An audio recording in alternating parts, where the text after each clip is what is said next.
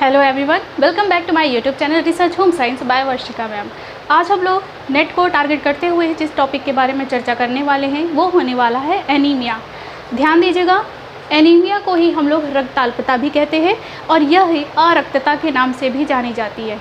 Anaemia को लेकर के काफ़ी क्वेश्चन नेट जीआरएफ के स्पेशल एग्ज़ाम में बनता ही है और बाकी इसके अलावा जो भी होम साइंस के जितने भी एग्ज़ाम होते हैं वहाँ पर भी एनीमिया या रक्ताल्पता से काफ़ी प्रश्न बनते हैं। जैसे कि मेगैलोब्लास्टिक एनीमिया क्या होता है, सिकल सेल एनीमिया क्या है, पर्नीशियस एनीमिया क्या होता है, कौन सा एनीमिया ऐसा है जो विटामिन B12 की कमी से या फिर B9 की कमी से होता है। इसके अलावा इससे और भी कई तरीके के प्रश्न बनते हैं, बहुत तरीके की एनीमिया के प्रकार भी है। वही सब चीज़ें आज हम लोग यहाँ पे डिटेल में पढ़ेंगे। तो आपके सामने देखिएगा, सबसे पहले एक परिभाषा लिखी हुई है जिसमें लिखा है लाल रक्त कणिकाओं या फिर हम इसे कह सकते हैं RBC, लाल रक्त कणिकाओं एवं हीमोग्लोबिन की कमी से अरक्तता होता है। अब आपके सामने इसके तीनों नाम लिखे हैं, एनीमिया, रक्ताल्पता, अरक्तता। मतलब कि हमारे शरीर में ब्लड की कमी होना, क्योंकि ब्लड में ही RBC होता है, हीमोग्लोबिन होता है, तो इसी का जो एक संयुक्त संगठन होता है जिसे हम लोग रक्त कहते हैं या फिर ब्लड कहते हैं, तो शरीर में ब्लड की कमी होना ही एनीमिया कहलाता है। अब इन एनीमिया होने के कई कारण भी हो सकते हैं, तो उन्हीं सब चीज़ों को हम लोग आज डिटेल में देखेंगे। तो सबसे पहले देखिएगा कि जब भी हमारे शरीर में RBC की कमी हो या हीमोग्लोबिन की कमी हो तो इस स्थिति को हम लोग अरक्तता कहेंगे। ध्यान दीजिएगा कि जो हमारे शरीर में हीमोग्लोबिन होता है, इसका प्रमुख कार्य क्या है? शरीर में ऑक्सीजन को पहुँचाना, शरीर में ऑक्सीजन को पहुँचाना। इसी के साथ ही ये पोषक तत्वों को भी पहुंचाता है। जो हीमोग्लोबिन है हमारे शरीर में ऑक्सीजन को क्या करेगा? पूरे शरीर में पहुंचाता है, जिससे कि हमारे शरीर को ऊर्जा मिलती है, कार्य करता है। इसी के साथ जितने भी पोषक तत्व हैं वो आकर के ब्लड में मिल जाते हैं और फिर जब ब्लड धमनी और शिरा के द्वारा इधर से उधर पूरे शरीर में जब ट्रैवल करता है तो उसी के साथ में सारे पोषक तत्व भी शरीर के सभी अंगों तक पहुँचते हैं। जिन पोषक तत्वों की आवश्यकता होती है वहाँ तक ये पहुँचाता है। तो अगर हमारे शरीर में हीमोग्लोबिन कम होगा तो हमारे शरीर में ऑक्सीजन भी नहीं पहुँचेगा और पोषक तत्व भी नहीं पहुँचेंगे। तो इनकी वजह से कई लक्षण भी देखने को मिलते हैं। जब भी एनीमिया होगा या फिर शरीर में ब्लड की कमी होती है तो कई तरीके के लक्षण दिखाई देते हैं। उनमें से कुछ आप यहाँ पे देख लीजिएगा। कुछ एनीमिया के हम लोग लक्षण देख ले रहे हैं। नॉर्मल जो लक्षण हैं वो है चेहरा पीला पड़ना, फिर है सांस लेने में दिक्कत, समस्या उत्पन्न होती है, श्वसन क्रिया भी अच्छे से नहीं हो पाती। इसके बाद देखिएगा नाखून चम्मच के आकार के हो जाते हैं, चम्मच के आकार एवं ठोस। नाखून की जो संरचना होगी, चाहे हाथ के नेल्स हो चाहे पैर के नेल्स हो, बहुत ही ठोस हो जाती है। इसी सिचुएशन को हम लोग स्पून नेल्स भी कहते हैं, स्पून नेल्स। ध्यान दीजिएगा इसी सिचुएशन को। और ये क्वेश्चन आपसे पूछा गया है TGT में ही या फिर PGT में पूछा गया था 2021 के एग्ज़ाम में कि जो चम्मच के समान अगर हमारा नाखून दिखाई दे रहा है, जिसे स्पून नेल्स कहते हैं, किसकी कमी से होता है? तो ध्यान दीजिएगा एनीमिया का है, ये एक लक्षण होता है। इसी के साथ और भी कई सारी दिक्कतें होंगी, जैसे कि कमजोरी फील होना। और ध्यान दीजिएगा ये सब कब हमें फील होगा? जब हमारे शरीर में ब्लड की कमी हो जाती है। जो नाखून है वो ठोस हो जाते हैं, कड़े हो जाते हैं और चम्मच के आकार की गड्ढे नुमा संरचना हो जाती है नाखून की या नेल्स की। तो ये है कुछ इसका इंट्रोडक्शन। अब हम लोग यहाँ पे इसके बाद देखेंगे कि जो ये हीमोग्लोबिन की कमी से जो ये हो रहा है हमें एनीमिया, उसके भी कई कैटेगरी है। जैसे कि कभी बीमारी की वजह से, कभी ऑपरेशन की वजह से, कभी इंजरी की वजह से, कभी पोषक तत्वों की वजह से। तो इन्हें भी 3 कैटेगरी में बांटा गया है, उन्हें भी हम लोग देखते हैं। सबसे पहले देख लीजिएगा एनीमिया क्या है। जब भी हमारे शरीर में RBC या हीमोग्लोबिन की कमी हो जाती है तो इस स्थिति को हम लोग एनीमिया कहते हैं। अच्छा, हीमोग्लोबिन का कार्य क्या है? हीमोग्लोबिन का कार्य होता है पूरे शरीर में ऑक्सीजन पहुंचाना, साथ ही पोषक तत्वों को भी पहुंचाना।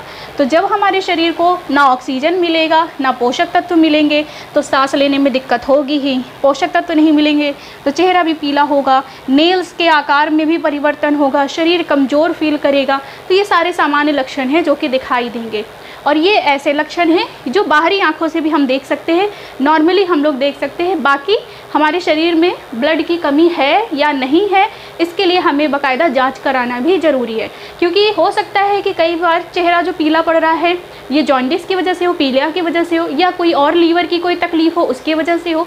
तो इसके कारण भी अलग अलग हो सकते हैं, लेकिन एक नॉर्मली अगर देखा जाए तो सबसे पहला दिखने वाले लक्षण यही सब होते हैं।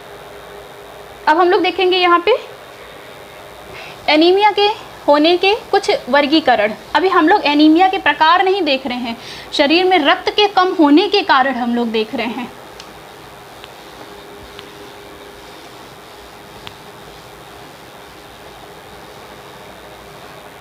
जो भी स्टूडेंट अभी टेलीग्राम ज्वाइन नहीं करे हैं तो वो ज़रूर ज्वाइन कर लेंगे। आपको वहाँ पे फ्री में क्विज़ दी जाती है, अक्सर ही वहाँ पे प्रैक्टिस कराई जाती है। आपको कई क्वेश्चन, कई डिटेल या कहीं से भी कोई भी जानकारी मिलती है तो सबसे पहले आपको टेलीग्राम पे दिया जाता है। वीडियो भी जैसे अपलोड होता है तुरंत वहाँ पे आपको लिंक दी जाती है। तो जो भी स्टूडेंट अभी जुड़े नहीं हैं वो लोग जुड़ ज़रूर जाएंगे।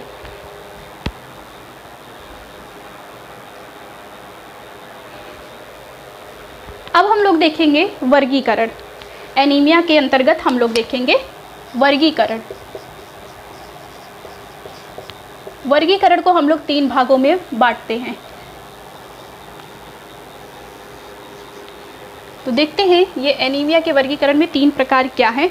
तो इसमें हम लोग सबसे पहले लिख लेंगे डिशेमोइटिक,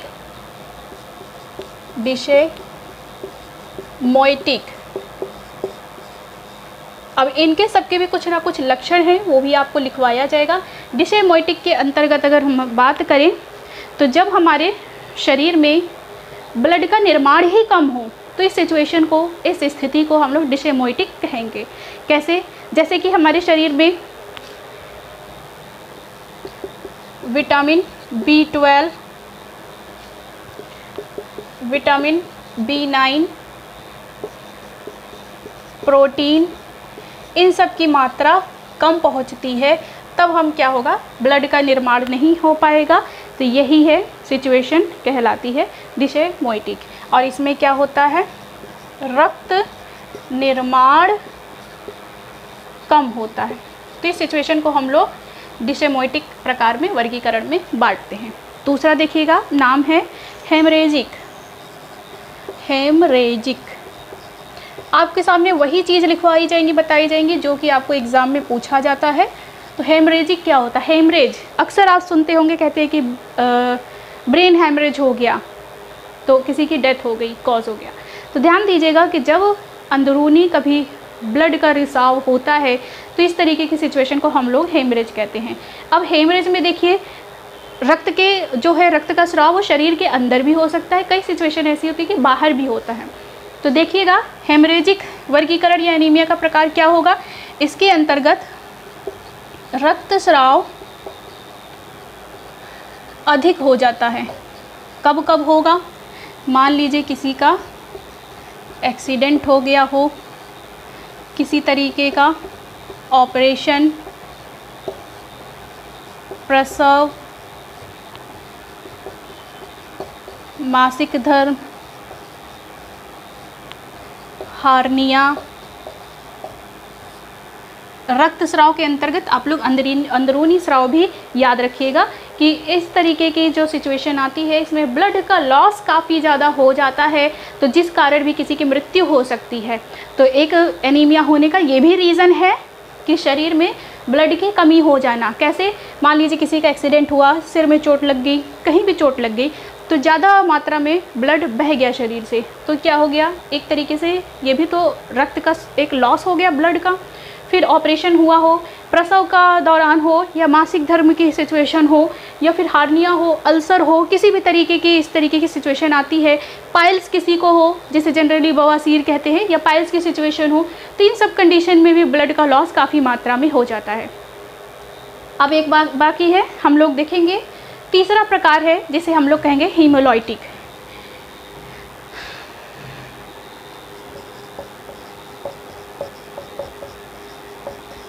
हीमोलाइटिक क्या है और इसका ये एक तरीके से एनीमिया का प्रकार भी है। देखिएगा कि जब आरबीसी में दोष उत्पन्न हो जाए, जब आरबीसी में दोष उत्पन्न हो जाता है तो ऐसी सिचुएशन में हीमोलाइटिक ये परिस्थिति हीमोलाइटिक कहलाती है या फिर ये हीमोलाइटिक एनीमिया का एक प्रकार होता है। ध्यान दीजिएगा, ये अभी हम लोग वर्गीकरण पढ़ रहे हैं कि एनीमिया का, कि शरीर में ब्लड की कमी किन किन कारणों से हो सकती है। अब उन एनीमिया को किन किन नाम से जानते हैं वो प्रकार में हम लोग पढ़ेंगे। अभी तो बस हम ये देख रहे हैं कि शरीर में ब्लड की कमी हो रही है तो किन किन कारणों से हो सकता है। तो देखा आपने 3 कारण आपके सामने है।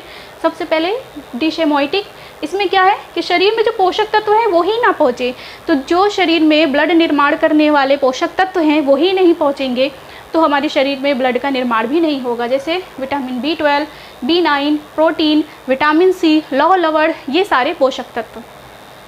फिर हेमरेजिक मतलब हेमरेज होना या ब्लड का रिसाव, रक्त का रिसाव अधिक हो जाना। तो इसमें क्या क्या सिचुएशन हो सकती है, जैसे एक्सीडेंट हो गया, ऑपरेशन हो गया, ये सारी सिचुएशन।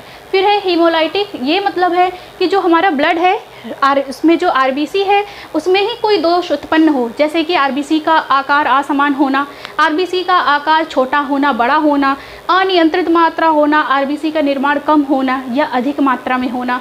तो ये सारी सिचुएशन एक साथ कही जाती है हीमोलाइटिक।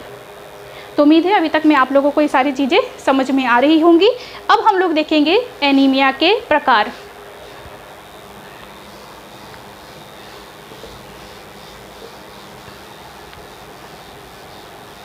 करीब 10-12 प्रकार के एनीमिया हम लोग देखने वाले हैं कि एनीमिया से कभी भी कोई भी प्रश्न हो तो आप उसका आंसर दे सकें कि ये एनीमिया किसकी कमी से होता है। आइए देखते हैं एनीमिया के प्रकार में।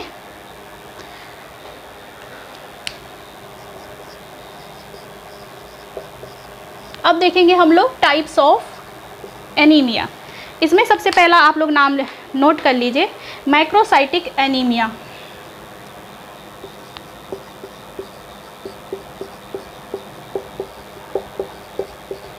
Macrocytic anaemia. अब देखते हैं मैक्रोसाइटिक एनीमिया क्या होती है। तो ध्यान दीजिएगा, जब भी हमारे शरीर में फॉलिक एसिड और विटामिन B12 दोनों की कमी हो, तो ध्यान दीजिएगा मैक्रोसाइटिक एनीमिया किसकी कमी से हो रहा है। मैक्रो लिखा है यहाँ पे, देखिए एक शब्द होता है माइक्रो, एक शब्द होता है मैक्रो, ठीक है। तो यहाँ पे लिखा है मैक्रो शब्द, तो इसको माइक्रो शब्द अभी आप ना करिएगा, यहाँ पे ध्यान दीजिएगा कि मैक्रो शब्द ही होगा, क्योंकि अभी जब आप लोग आगे और पढ़ेंगे तो एक और एनीमिया का प्रकार आएगा जो कि माइक्रोसाइटिक एनीमिया होता है। अब हम लोग देखेंगे मैक्रोसाइटिक एनीमिया क्या है। तो विटामिन B9 प्लस B12 दोनों की कमी से होने वाला जो रक्त अल्पता है वह कहलाता मैक्रोसाइटिक एनीमिया। ये वाली एनीमिया पोषक तत्वों की कमी से होता है, जैसे कि विटामिन B9 और B12। तो इसकी जब कमी होगी हमारे शरीर में तो इसका दुष्परिणाम हमारे शरीर में दिखाई देता है।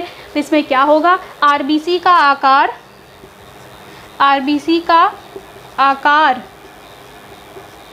घट भी सकता है, बढ़ भी सकता है। इसके अलावा अगर बात करें तो शरीर में हीमोग्लोबिन कम भी हो सकता है, ज़्यादा भी हो सकता है। तो माइक्रोसाइटिक एनीमिया किसकी कमी से हो रहा है, तो बस इसमें एक मेन चीज़ है याद रखने वाली, विटामिन B9 की कमी से और B12 किसी भी कमी से भी मैक्रोसाइटिक एनीमिया हो सकता है। दूसरा प्रकार अब हम लोग देखेंगे पर्नीशियस एनीमिया। एनीमिया का अब हम लोग देखेंगे दूसरा प्रकार, काफ़ी बार पूछा गया है आपसे, पर्नीशियस एनीमिया।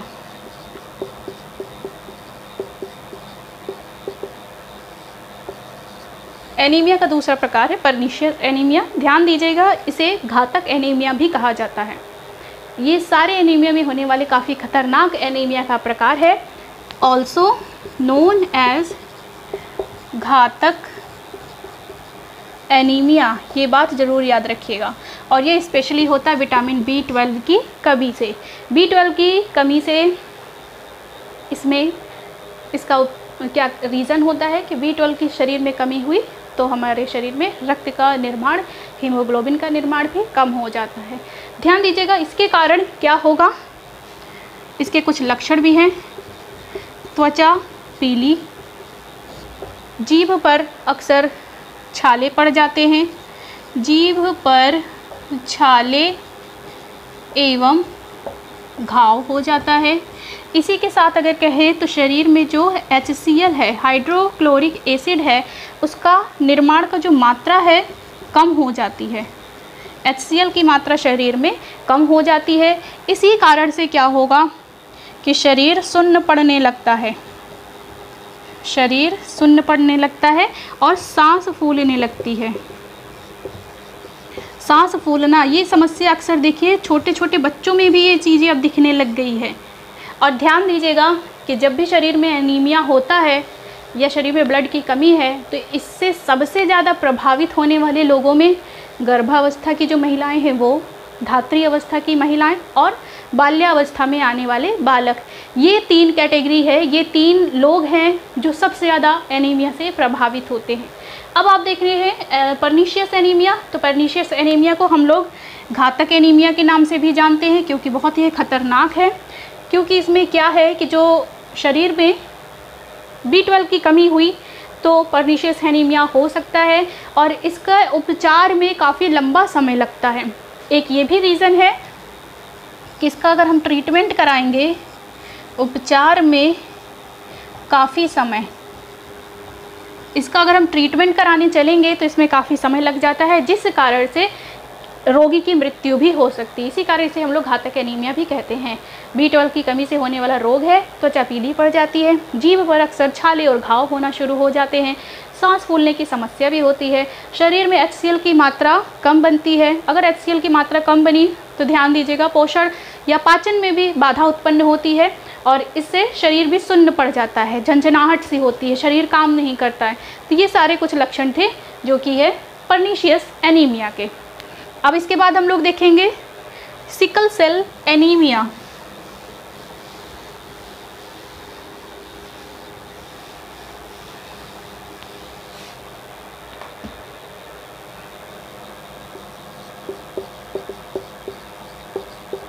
एनीमिया का एक और प्रकार है सिकल सेल एनीमिया। अब देखिएगा सिकल सेल एनीमिया को हम लोग हसियाकार रुधिराणु एनीमिया भी कहते हैं, या फिर हम इसे हिंदी में लिख रहे हैं तो रक्तहीनता कहते हैं। सिकल सेल एनीमिया को और किस नाम से जाना जाता है? हसियाकार रुधिराणु रक्तहीनता।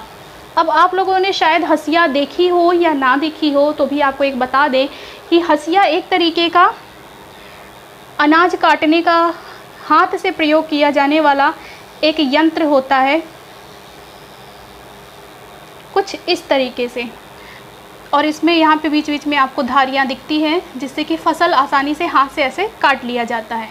तो ध्यान दीजिएगा जब सिकल सेल एनीमिया की बात होती है तो इसमें जो RBC का आकार है वो कैसे हो जाता है? हसियाकार में हो जाता है। और ये शरीर में कब होगा कि जब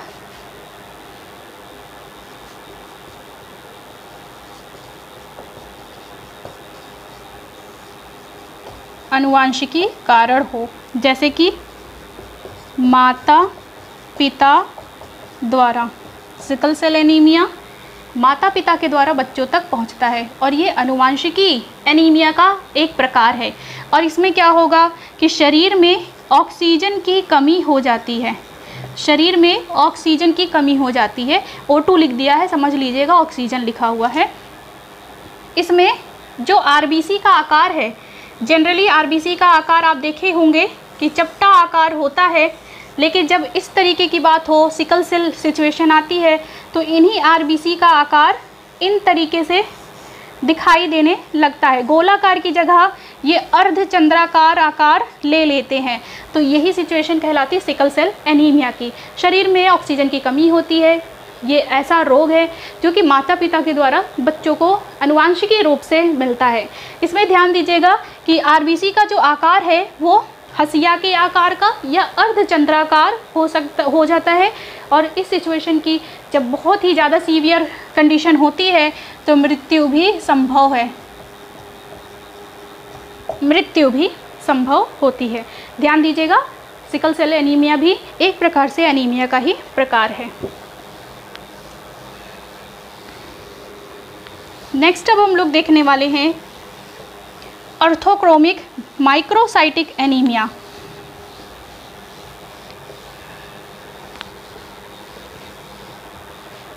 नेक्स्ट हम लोग देखेंगे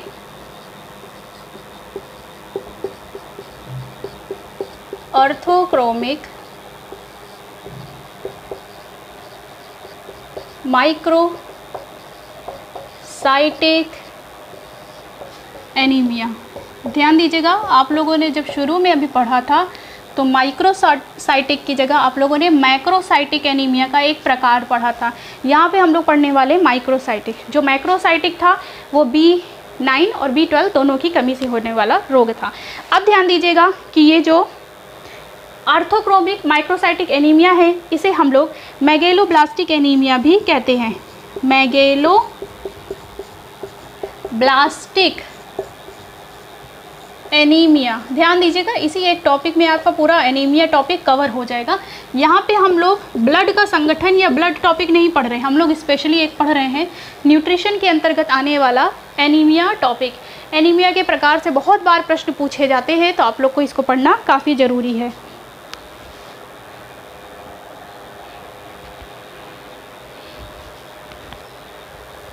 आपके सामने लिखा है ऑर्थोक्रोमिक माइक्रोसाइटिक एनीमिया को और किस नाम से जाना जाता है, तो मेगेलोब्लास्टिक एनीमिया के नाम से। अब इसकी सिचुएशन क्या है कि ये B9 और साथ ही में विटामिन B9 साथ में विटामिन E की कमी से होने वाला एक रोग है। इसमें RBC परिपक्व नहीं हो पाता, RBC परिपक्व नहीं हो पाता है। जब RBC परिपक्व नहीं होगा तो RBC का जो आकार है वह भी अनियमित रह जाएगा, छोटा बड़ा कोई भी आकार का बनने लगेगा, तो RBC का आकार भी अनियमित रह जाता है। तो ये किसकी कमी से होने वाला रोग है, विटामिन B9 साथ में विटामिन E की भी कमी से मेगेलोब्लास्टिक एनीमिया हो सकता है। ये दोनों नाम सेम है, ये चीज़ याद रखिएगा। ऑर्थोक्रोमिक माइक्रोसाइटिक एनीमिया या फिर मेगेलोब्लास्टिक एनीमिया, इन दोनों नाम से इसे जाना जाता है। अब इसके बाद देखेंगे हम लोग हाइपोक्रोमिक।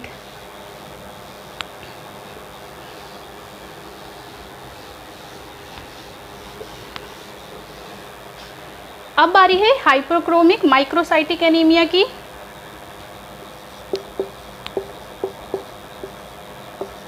हाइपोक्रोमिक माइक्रोसाइटिक एनीमिया, इसे हम लोग also known as iron deficiency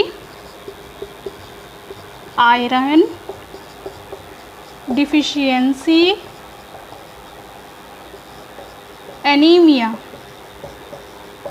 अच्छा, हर एनीमिया को और किन किन नामों से जाना जाता है ये ज़रूर याद रखिएगा, क्योंकि आपसे पूछ सकते हैं कि मेगेलोब्लास्टिक एनीमिया किसकी कमी से हो रहा है, या फिर उसकी जगह पे हम लोग दूसरा नाम उसका पूछ ले, ऑर्थोक्रोमिक माइक्रोसाइटिक एनीमिया किसकी कमी से हो रहा है। ऐसे ही याद रखिएगा घातक एनीमिया क्या है, तो ध्यान दीजिएगा पर्निशियस एनीमिया को ही हम लोग घातक एनीमिया कहते हैं। या फिर हाइपोक्रोमिक माइक्रोसाइटिक एनीमिया क्या है, तो जो आयरन की कमी से होने वाला ये एनीमिया है उसे हम लोग हाइपोक्रोमिक माइक्रोसाइटिक एनीमिया। ध्यान दीजिएगा डिफिशियंसी का अर्थ होता है कमी, और यहाँ पे एक शब्द लिखा हुआ है हाइपो शब्द का भी कम मतलब होता है कम, ठीक है। तो हाइपर का मतलब होता है अधिक, हाइपो का मतलब होता है कम। तो जब भी हमारे शरीर में लौह तत्वों की मात्रा कम हो जाती है तो इस सिचुएशन पे जो भी हमें एनीमिया होगी उसे हम लोग कहेंगे हाइपोक्रोमिक माइक्रोसाइटिक एनीमिया, या फिर हम लोग कहेंगे आयरन डिफिशियंसी एनीमिया। इसमें ध्यान दीजिएगा RBC का रंग हल्का हो जाता है। अब ध्यान दीजिए कि लौह तत्व ही हमारे ब्लड को लाल रंग प्रदान करते हैं। हमारे शरीर में अगर लौह तत्व ना हो तो रंग बैगनी रंग का दिखाई देता ब्लड। अब देखिए RBC जो है हमारा जो ब्लड है, मान लीजिए जो रक्त है वो लाल होता है, किस कारण होता है, लौह तत्व की कमी, लौह तत्व के कारण ही होता है। हमारे शरीर में आयरन होता है, इसी वजह से हमारा ब्लड लाल दिखता है। और यहाँ पे देखिए आयरन की जब कमी होगी तो आरबीसी का रंग में भी परिवर्तन हो जाएगा। इसी के साथ जो आरबीसी का रंग है वो हल्का हो जाता है, आरबीसी का आकार छोटा भी हो जाता है। तो यही है हाइपोक्रोमिक माइक्रोसाइटिक एनीमिया। अब देखेंगे हम लोग नेक्स्ट अप्लास्टिक एनीमिया।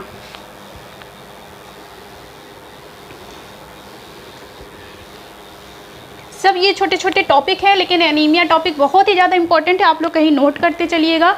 नेक्स्ट हम लोग देखने वाले हैं एनीमिया का प्रकार है अप्लास्टिक एनीमिया।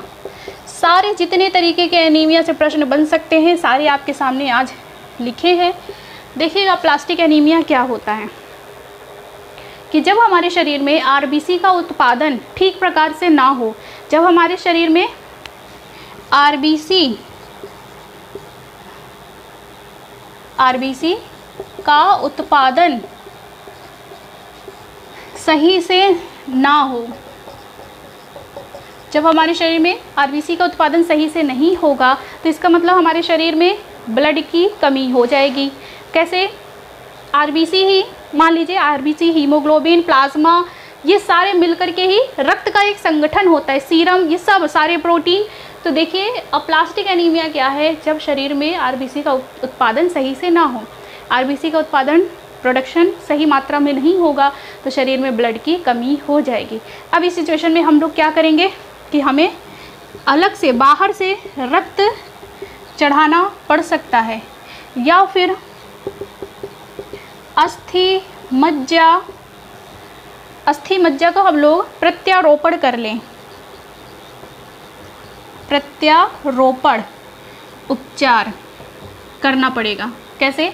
जो बोन मैरो है, अस्थि मज्जा, बोन मैरो, इसी में ब्लड का निर्माण होता है, संभव होता है। तो जब सही से आरबीसी का उत्पादन ही नहीं हो रहा है तो जहाँ से आरबीसी का उत्पादन शुरू होता है तो उस स्थान में ही हमें कुछ ना कुछ करेक्शन करना पड़ेगा, कुछ इलाज करना पड़ेगा। तो हम क्या करेंगे कि या तो हम ब्लड अलग से चढ़ाएं बाहर से, या फिर अस्थि मज्जा का ही प्रत्यारोपण कर दें। ध्यान दीजिएगा कि इसमें भी आरबीसी की कमी से ही होने वाला एक एनीमिया है जिसे हम लोग कहते हैं अप्लास्टिक एनीमिया। अब एक पॉइंट देख लीजिएगा, एनीमिया का एक और प्रकार है थैलेसीमिया।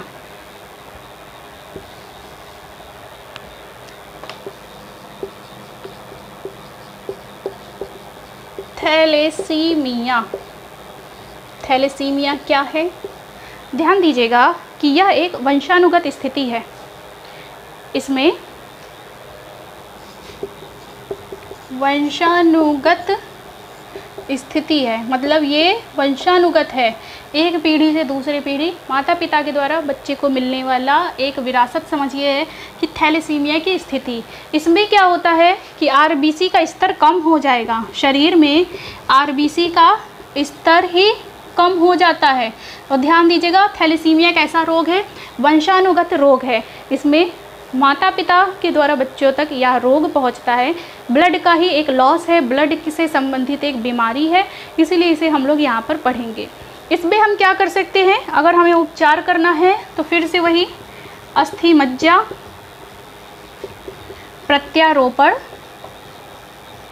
या फिर हम चाहें तो बाहर से ब्लड चढ़ा सकते हैं, इसके द्वारा ही हम शरीर में ब्लड पहुंचा सकते हैं। ठीक है, अब देखेंगे हम लोग फैकोनी एनीमिया क्या है। ध्यान दीजिएगा थैलेसीमिया क्या है, एक वंशानुगत रोग है जो कि रक्त संबंधी रोग के अंतर्गत आता है।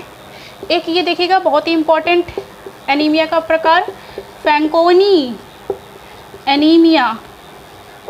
ऐसे ऐसे नाम हैं आप लोगों ने आज तक कभी पढ़े नहीं होंगे, और इससे क्वेश्चन पूछा जाता है तो बड़ी दिक्कत होती है जब हमें आंसर नहीं आता, और वो भी स्पेशली कब आता है, इससे संबंधित प्रश्न नेट के एग्ज़ाम में। होम साइंस का नेट का एग्ज़ाम होगा तो आपको इस टॉपिक से प्रश्न अक्सर देखने को मिलता है। फैकोनी एनीमिया ये भी एक आनुवांशिक रोग है, आनुवांशिक रोग है।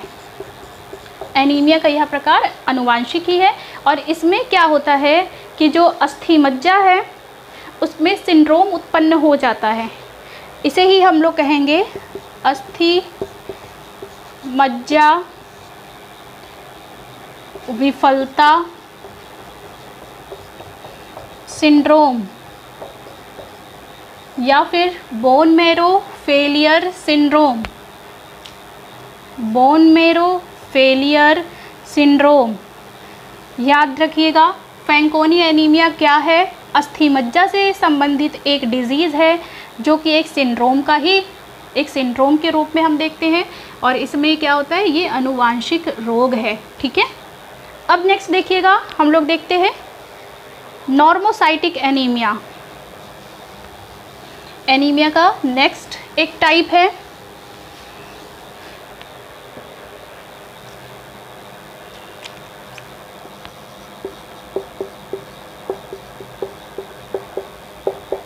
Normocytic anaemia.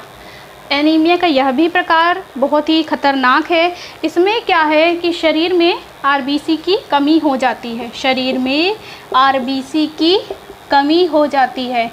आरबीसी की कमी होने से शरीर में ऑक्सीजन की भी कमी हो जाती है। इस सिचुएशन में आरबीसी की कमी हुई, जिसके कारण शरीर में ऑक्सीजन की भी कमी हो जाती है। और किसी भी तरीके की एनीमिया हम पढ़ें, किसी भी तरीके की, जितनी एनीमिया आपने पढ़ा हुआ है उनमें से किसी भी प्रकार की एनीमिया की हम बात करें तो उन सब का शुरुआती लक्षण जो भी होगा उन्हें हम क्या कहेंगे? Normocytic anaemia. लिख लीजिएगा, ये पॉइंट बहुत इम्पॉर्टेंट है। किसी भी एनीमिया के प्रकार का शुरुआती लक्षण क्या कहलाता है? Normocytic anaemia. आरबीसी की कमी होना, शरीर में ऑक्सीजन की कमी होना, शरीर पीला पड़ना, सुन्न पड़ना, कमज़ोर फील करना, ये सब तो शुरुआती लक्षण है ना, हमने शुरू में ही आपको बताया। अब इन्हीं सब शुरुआती लक्षणों को हम लोग क्या कहते हैं? Normocytic anaemia. अगर इसी समय में ट्रीटमेंट हो जाए तो हो सकता है कि आगे चल के किसी भी व्यक्ति को रोग से मुक्ति मिल जाए। लेकिन अगर इन सिचुएशन पे भी हमने ध्यान नहीं दिया, शुरुआती लक्षण को हमने इग्नोर कर दिया, तो यही आगे बढ़ करके सीवियर रूप ले लेते हैं, जिसमें कि फिर ये अलग अलग प्रकार का एक एनीमिया बन जाता है। अब देखेंगे हम लोग क्या करते हैं इसमें कि यदि इस स्थिति में ही किसी भी व्यक्ति को, जिसको भी हो रहा है, उसे हम लोग B1, B9 या फिर B12 संबंधी भोज्य पदार्थ अच्छे से देने लग जाएं तो इसकी कमी दूर हो सकती है। अब हम लोग देखेंगे आज का लास्ट एनीमिया का प्रकार।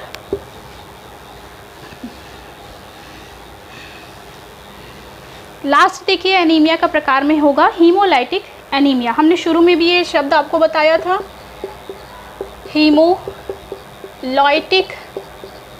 एनीमिया। शुरू में भी हमने आपको ये चीज़ बताई हुई थी, एक तो वर्गीकरण के अंतर्गत, और आज हम लोग इसको प्रकार में भी देख रहे हैं कि क्या है कि इसमें आरबीसी का निर्माण धीमे होता है। आरबीसी का जो निर्माण है वो धीमे हो रहा है, लेकिन जब आरबीसी नष्ट तीव्र गति से होती है। तीव्र गति से कैसे? कि हमारे शरीर में आरबीसी बनता भी है और नष्ट भी होता है। कब से? 80 से 120 दिनों में। ठीक है, अब ये 80 से 120 दिन पूरे होने से पहले ही आरबीसी नष्ट हुई जा रही है और आरबीसी का निर्माण हो नहीं पा रहा है, लेकिन नष्ट होती जा रही है। तो इस सिचुएशन को हम लोग कहेंगे हीमोलाइटिक एनीमिया।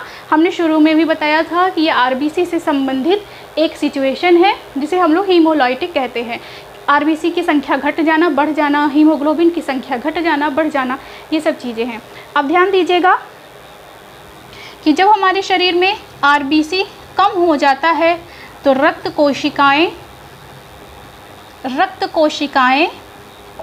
नष्ट हो जाती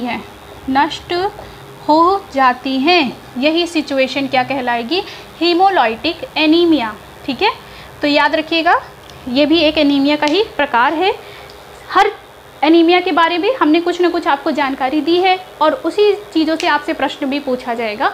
तो यहीं तक था आज का वीडियो। उम्मीद है आज भी ये वीडियो अच्छा लगा होगा आपको। अगर कोई नई जानकारी मिली है तो कमेंट में ज़रूर बताइएगा और इसे कहीं ना कहीं ज़रूर नोट कर लीजिए, क्योंकि जितने भी प्रकार के एनीमिया होते हैं हमने सब आपको लिखवा दिया है। और इस एनीमिया टॉपिक से बनने वाले जितने भी प्रश्न हैं अब आप 100% सही करके ही आएंगे। तो आज के लिए इतना ही। अपना ख्याल रखिएगा। वीडियो पसंद आया तो लाइक शेयर सब्सक्राइब जरूर करिएगा। धन्यवाद।